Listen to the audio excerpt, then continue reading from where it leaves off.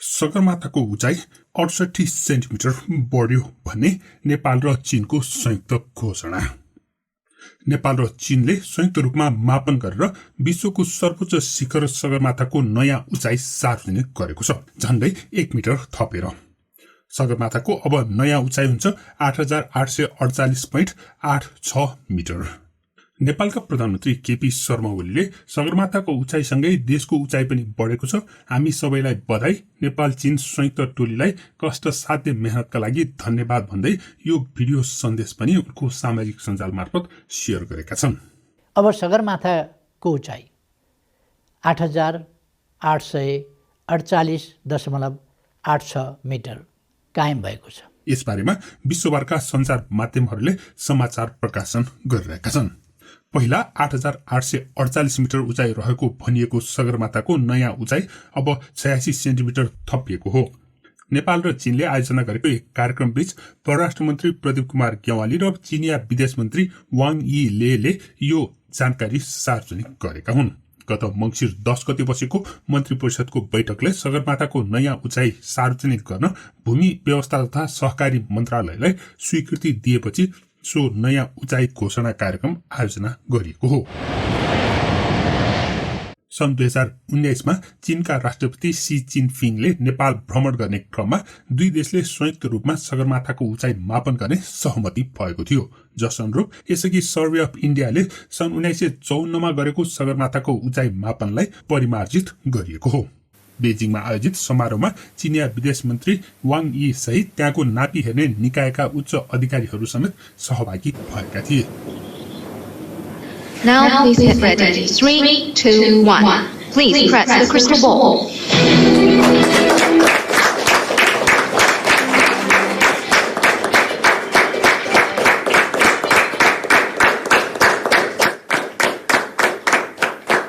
I thank Councillor Wang, I thank Foreign Minister Jawali, and I thank all friends who have contributed to the success of this mission. That's the end of the ceremony. Thank you all.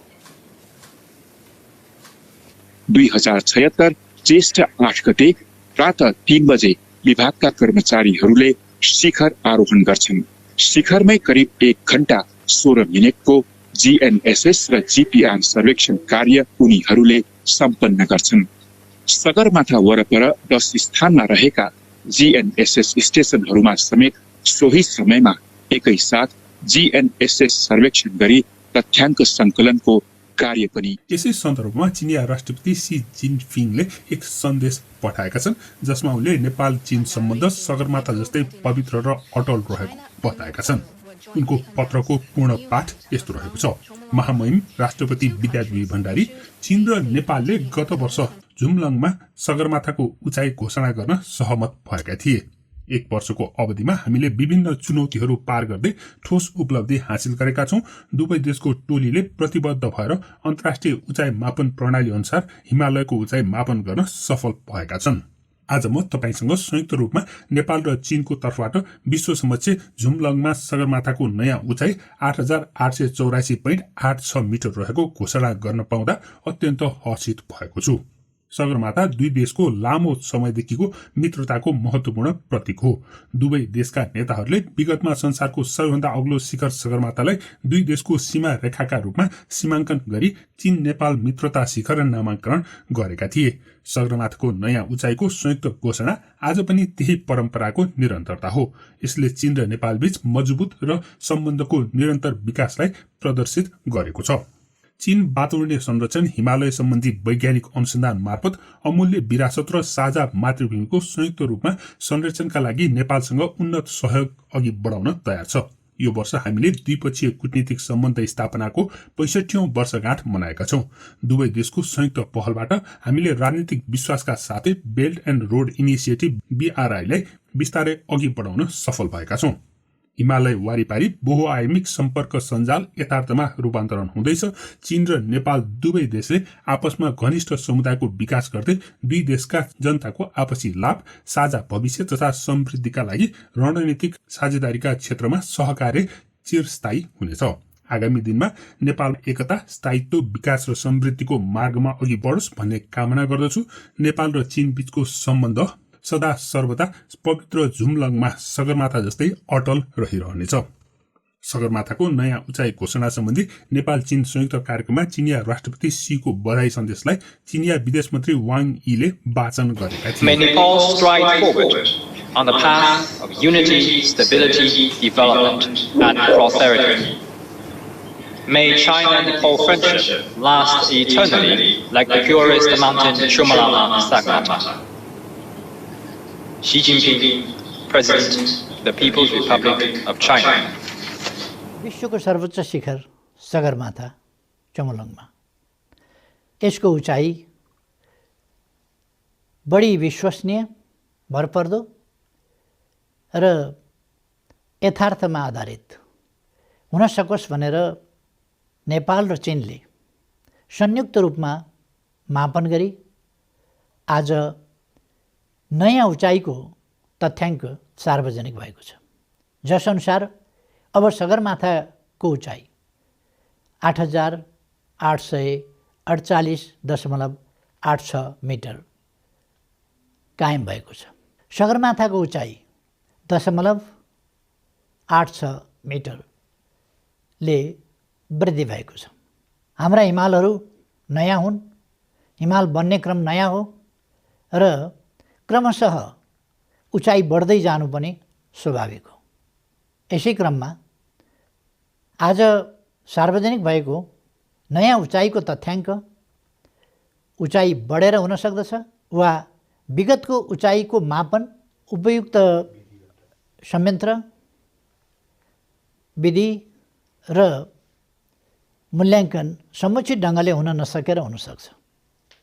तर आज जसरी होस् उचाइ थप भएको अथवा बढी उचाइ भएको, पहिले भनिएको भन्दा बढी उचाइ भएको तथ्य सार्वजनिक भएको छ। यो खुसीको कुरा हो र हाम्रो देशको उचाइ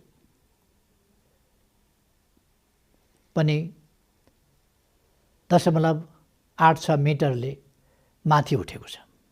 यस अवसरमा म संयुक्त टोलीलाई कष्टसाध्य काम गरेर यो नयाँ उचाइको तथ्याङ्क निकालेकोमा धन्यवाद भन्न चाहन्छु र हामी उचाइकै बाटोतिर अग्रसर हौँ भनी सबैमा हार्दिक आग्रह गर्न चाहन्छु।